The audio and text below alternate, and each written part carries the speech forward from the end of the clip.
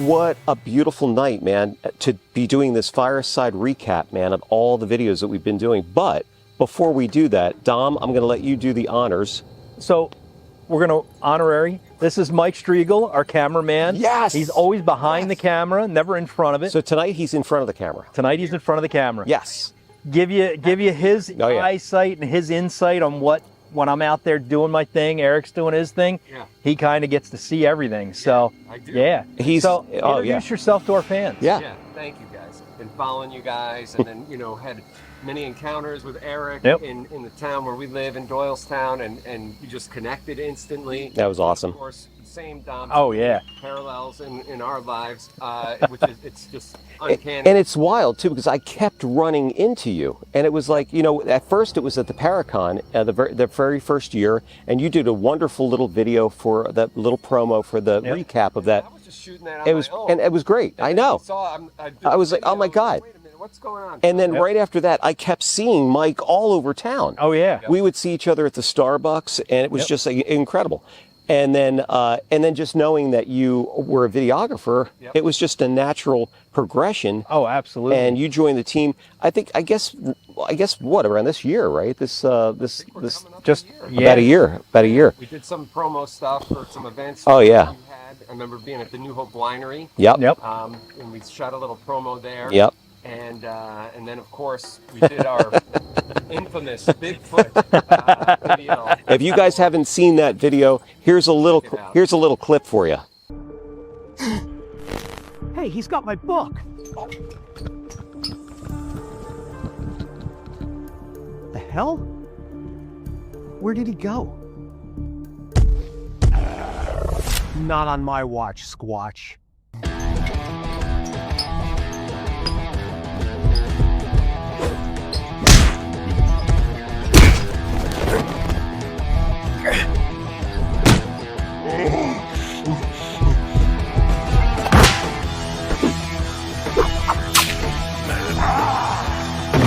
That was funny, man. That was just wild. I mean, that was so much fun. And Bigfoot actually, he's elusive. He is. He showed up that day. He showed up, and I bullwhipped him. But then you palled up at the end. I know. Yeah. He showed up. That's He's a beautiful lot shorter thing. than I thought he would. It's crazy. But that was a great video. Mike put that together. It was just so much fun, man. I go into a lot of our investigations on the skeptical side. I know you're very skeptical about a lot of this, but like us, you have also seen a lot of stuff that we can't explain. Oh yeah, some pretty wild stuff out there. And I always go into it, with my radar on, like, okay, I don't know, kind of see through some of the stories. And that's one thing on these investigations that I'm really enthralled by. Is the history. Yeah, me too. I love that in each episode we spend time going into a little bit about the establishment, that we're investigating, and we learn, some of these stories and just the impact that these locations have had on the local communities. Jim. Oh my God. The candle shop. The candle shop, the old jail. All of those. We're going to talk about all of that stuff. I want to go back to one of the very first videos we did when you were on the team, was Pickers Junction out in Quakertown. And that was a crazy investigation, because in the middle of the daytime we see the creeper. Yeah, that was absolutely wild. You were filming that for us, and the owner's downstairs at the bottom of the steps. Oh my God. We're upstairs, and we chased this thing through. All of a sudden, Tim confirmed it. All of a sudden, Tim's screaming, "I just saw it!" Yeah, because we chased it around the rooms, and he saw it go by. And what happened was, I was texting Leslie, and I was saying, "Hey, we're getting some great footage up here. This is great." Yep. And as I'm texting, I see the shadow go across the doorway. Yeah. And then that's when Tim said he saw it. You saw it. Yep. We saw the eyes of the thing, and then we actually captured something like running. Oh yeah. On video upstairs from that music room down the hallway. Oh yeah, we chased it. You and I. It was crazy. Yeah. And Mackay was oh my God. like, "You go first. Send the kids in first. Send the first." But let's check that clip out real quick. Let's look at that. and he runs. Did you hear that? You heard the footsteps. Yeah, he runs. We captured what sounds like running steps. Take a listen. Just then, Tim drops a bombshell on us. I saw a shadow go from where Dom's at into that room. Just saw the shadow go through here. Honest to God. I'm sitting here on my phone. I'm sending Leslie a message. Something caught my eye. Yeah. And it went this way. I kid you not. The creeper is up here. I mean, wild. It was wild, man. Wild. That was a really good night. You know, and there's a lot of stuff there with the pictures in the front. I was going to say so many things. The couple, they're still hanging up there. Yeah, they're together. Don't separate them. Don't separate them. But Tim, I think he's connected to a lot of the stuff there. Well, or he's got a connection. Period. But I mean, he was telling us, about Bigfoot. Yeah. That was wild. When he was out hunting, he heard it, saw something, and log flying. Just everything you would think. The deer thrown at him. Yeah. And a whole deer. He said the whole deer. The whole thing. He didn't see this thing. It was completely pitch dark. But he saw this. He could see the deer wrangling around. The thing broke its back. Yeah. So it's there. It throws the deer out. And then Tim he has a gun because he's a hunter. And as soon as he cocks the gun back, everything stopped. Yep. Everything got silent. And there's so much more to that story, too.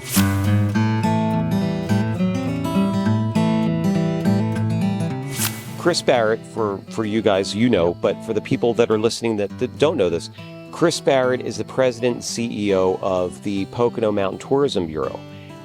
Him and his team have been such a pleasure to work with. Oh, yeah.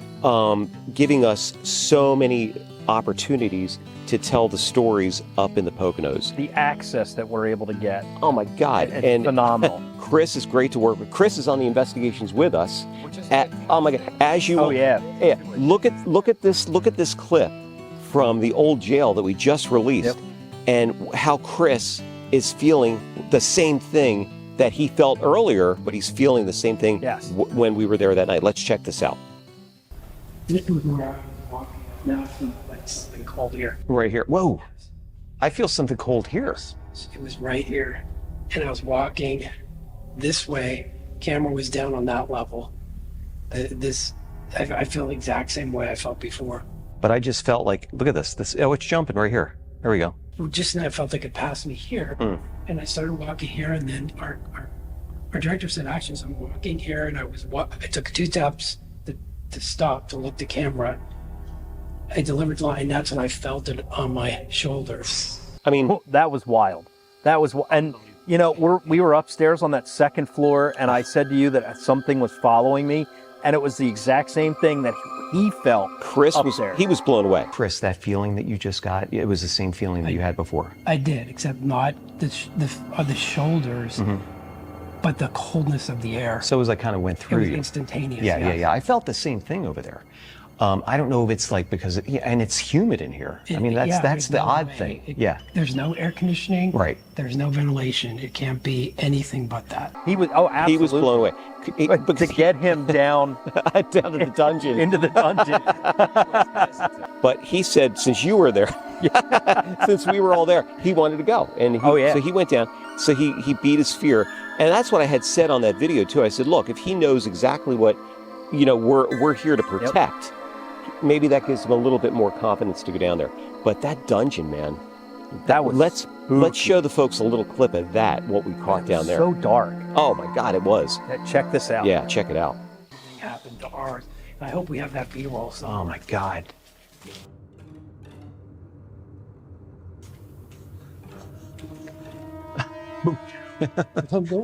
As we pushed further on, the entire team was on high alert. The activity seemed to be ramping up.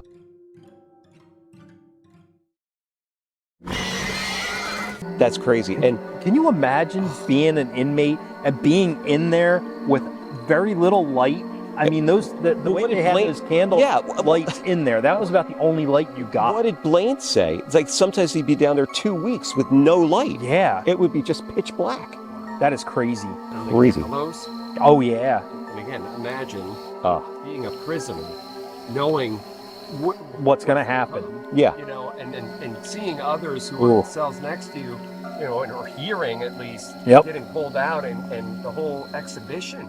Oh, yeah. Would show up, they'd have an audience. They had the chairs set up for it. Oh, yeah. It was right in the middle of the jailhouse. It's like medieval times, you know? It's like, it was just crazy. insane, man. It wasn't that. I know. No, the last time that jail was used was in 1995. I know, and what blew you away is there were prisoners still in there when Betty Lou McBride bought it. When she bought it, she's like, well, oh yeah, her husband actually bought it. Yeah, she's like, I was still serving them dinner. Are you kidding me? Betty, what a trip. Oh, she was awesome. Phenomenal. She was awesome. To her, too. Yeah, it was great. And she just happened to be there that night, and that was great. Oh my God, what about the lady in white? That's another one. Your experience. Yeah. The lady in white. So the experience you had is what led us down there. It was Cuttalossa Road. But your experience is what really led us to that whole thing. That and my dad's experience. And your dad's experience. I mean, for the viewers that don't know this story, I mean, you know, my father back in the 70s, we used to live in Upper Black Eddy, if you know where that's at in Upper Bucks County here. And we lived along the river. We had a little duplex, and he had a thing where he was cooking the steak on the grill, and he's sitting on the porch, and as he's looking at the water, he's seeing this white figure going down the river, and he's like, as his eyes are focusing, he's like, my God, that's a woman. And here she was white, all in white, flowing robes and whatnot. And the thing that really freaked him out was when she turned from like a quarter mile away, her face came right up to his face. Yeah. And as she turned back, she went back on the river again, and she said, I'm going home, I'm going home. And he could hear the words echoing through the valley. Yep.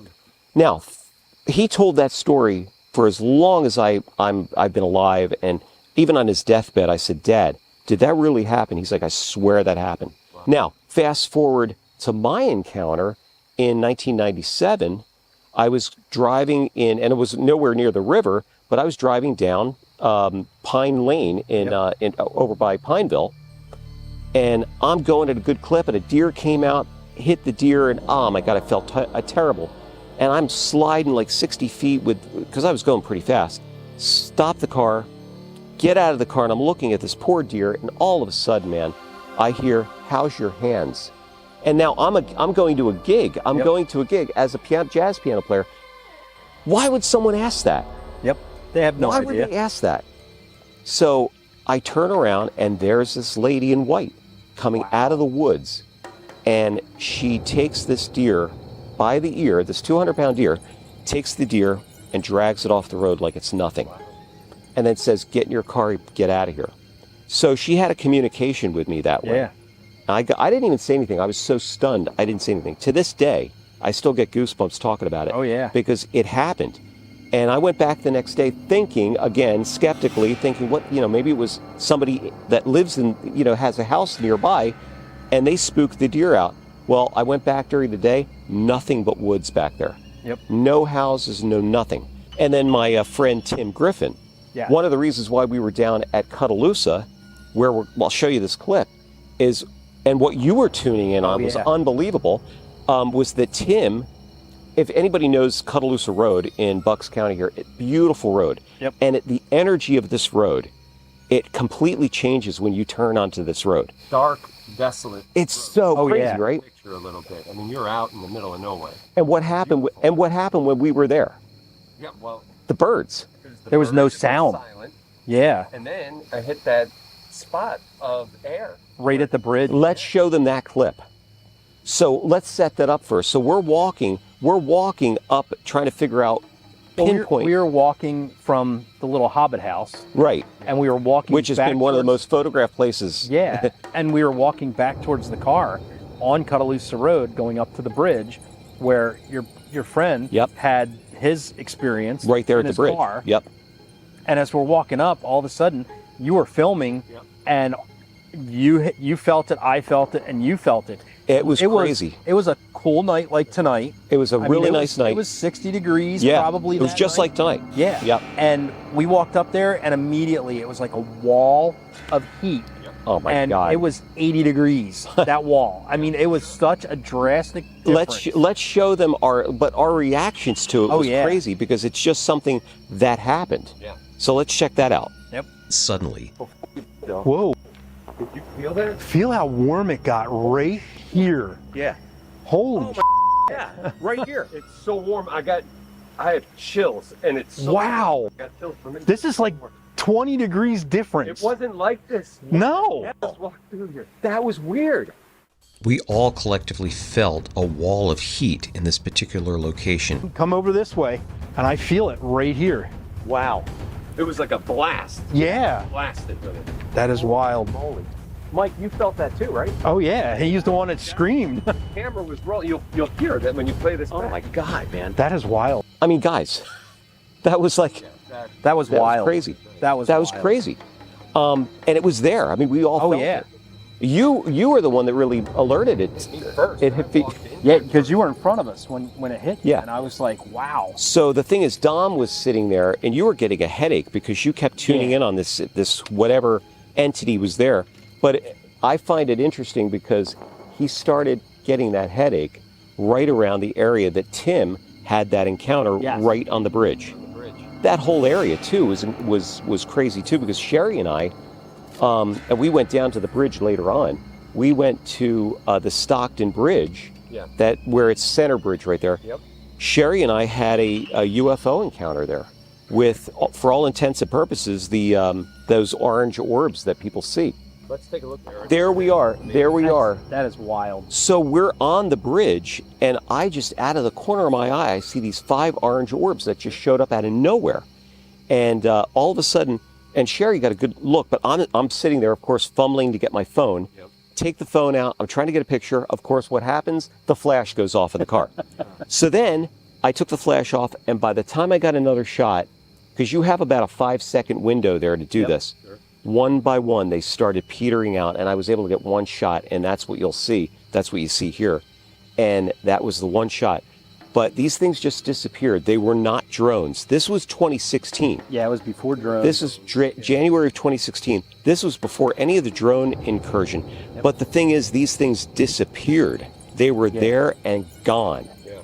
The drones, some of them were man-made, but some of the other things that happened last year were very strange. Yeah, what's great in the era we live in is that everybody's got a camera in their pocket. Oh yeah. You know, and so much, and all the disclosure information that's happening, has happened.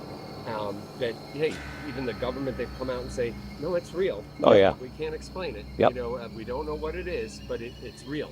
Like it's crazy. I mean, that's wild, and that everybody's posting videos, and of course you got to weed through. There's a lot of people. A lot of AI stuff. A lot of AI stuff. Yeah. Everything else that's involved, but I mean, think of the footage that we're getting and being able to. I mean, the Tic Tac video is a perfect example. Oh yeah.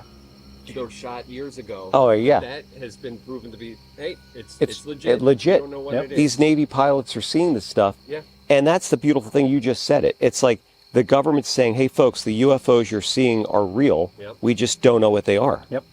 And I seriously don't think they know what they are. Even like when we talked to Ty. Or I was just going to say that. Yeah, you just read my mind. I mean, I was just they were on say. a cruise and they're in the middle of the water. Did you hear about this story? Yes. Oh my God. You know, they're on the balcony and all of a sudden they see this orb come out of the water. Well, before that, they saw 3 of these what looks like cartoon splats. They thought there were fireworks going on, and let's listen to them talk about it for a second. Yeah. Let's check this out. And with each other, looked like they were. They looked like they were flying. They weren't like in pain or anything. Just kind of like doing their thing, and making this noise and pulsating the whole time. Huh? That's wild. That's wild. Every time they would pulse, it was like almost like a jellyfish that would go boop. I call it like the comic, like a splat, like the comic book splat. I always try to explain things away. Yeah. And I said, "Were those birds?" And she looked at me and she goes, "We're in the middle of the ocean." Those were not birds. And when have you ever seen translucent birds with? That's crazy. That's crazy. Yeah, that was crazy. Dancing in the sky. But as he was saying that, I see from. Wait, no, before you say that. So I said, let me go get my phone if they come back. And I went to turn away, and she says, "Look!" Oh my God. I turned back, and now there is an orange plasma orb comes out of the water, stays there, and then it just It like shoots wow. off. Chased after them. It didn't make noise. No, it made no noise. Orange ball. Right out of the water. Right out of the water. But it didn't just come out of the water and shoot off. It came out of the water and then shot off. Right. It was the craziest thing. And we're like, what the hell did we just see? So she's describing like, you know, like she thought they were fireworks, right? Like 300 feet above the water. And then all of a sudden, the orange orb. The orange orb comes out, and you know, and they're not the only ones that saw it. There's other people that were on the boat that saw it. So it wasn't just them. I always thought, but I'm saying to myself, are these even machines now? Yeah. Are they even machines? Is it some kind of new life form? Who knows? And there's been more and more encounters where multiple people are seeing it at the same time, you know, and we're getting, again, everybody's got a camera in their pocket, multiple angles of these encounters. Yes. And I go back quite a few years, but to the Phoenix Lights, not in our area, but obviously, but I mean, that whole story is insane. Insane. It is. Oh, and multiple thousands of people saw it. And then they hide it. Oh, yeah. The guy, the mayor or whatever, came out. And he's like, Oh, yeah. Here it is. And then the next day they got him at a press conference. It's like, you know, and they got a stupid guy, an alien. Yeah, right. But even that mayor that made a joke about it, he said he saw it. Right, exactly. And it was great. But guess who else saw it on the flight in? Kurt Russell, the actor. Yeah. He acknowledged that he saw the same thing.